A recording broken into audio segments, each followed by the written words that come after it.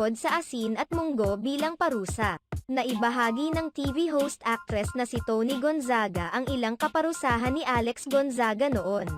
Ayon kay Tony Gonzaga, naranasan ng kanyang kapatid na si Alex na paluhurin sa asin.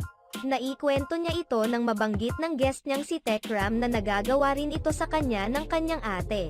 Pinaluhod ko si Alex sa asin, natatawang pagsisiwalat ni Tony kay Tekram. Ayon naman kay Tekram na bukod sa asin ay naranasan din niyang mapaluhod sa munggo ng kanyang ate.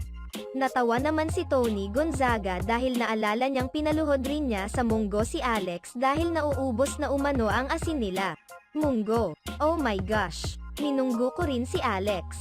Napag-alitan na ako, nauubos ko raw yung asin.